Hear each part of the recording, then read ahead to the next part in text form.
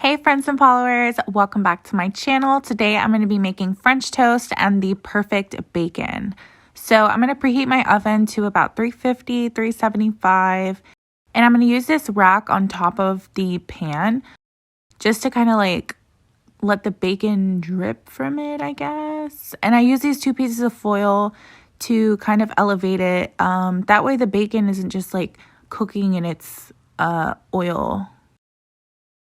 So it kind of just like makes it healthier, I guess. I don't know, but this is how I do it. So pan, the aluminum things, and then the rack on top. And this is the bacon I'm going to be using today. It's from H-E-B. It's the thick cut. And it looks like there's a lot of fat on it. And that's because I cooked the other side. I guess the other side was better. But it's still going to come out good. Let me toss that. And I've said it before and I'll say it again. I am a clean freak. So you know I have to wash my hands every time I touch something icky. And I'm going to go ahead and place the bacon in like the middle-ish rack of the oven. And we'll kind of just bake for like about 15 to 20 minutes. Here you can see it's like sizzling. This was about 8 to 10 minutes in. Now I'm going to get started on the French toast. This is breakfast bread for French toast from H-E-B.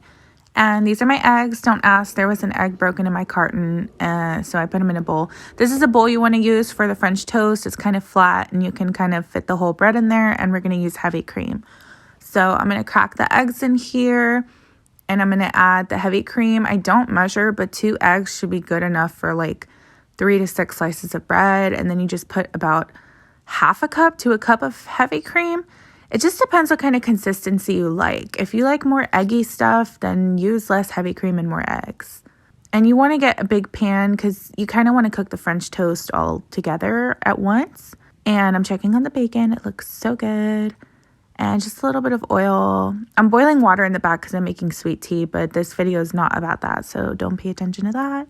Here is the bread. It looks so good, and it's already sweet, so the heavy cream and the eggs in the bowl should be like enough. Now, if you didn't have sweet bread and you were using regular bread, you might want to add like sugar and cinnamon to the egg mixture. But this usually comes out perfect every single time. And you want to cook the French toast on like medium-high heat. This is me turning on the light so you guys can see the detailed bread. And I think the bacon's done by now. It's been about 10 to 15 minutes. As you can see, my contraption here of the rack and the pan and the foil made all of like the extra bacon fat drip down. So it leaves the bacon really like light and crispy and airy, which I love. Doesn't it look so good? Oh my gosh, every time, perfect. Okay, so I'm going to flip these again. Look how beautiful and golden and moist and crispy this French toast looks. And we're just going to kind of keep flipping them around here and there. You want to let them cook thoroughly. And they should be done. I like the other side better, so I'm going to put them down like that.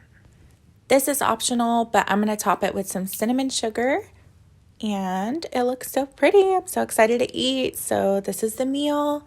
And the French toast looks amazing, incredible. The bacon looks awesome. And this is honestly like really easy to make. Look how yummy and happy I look. The food looks yummy, not me. Oh my God. Okay guys, well don't forget to like and subscribe. Thanks for watching.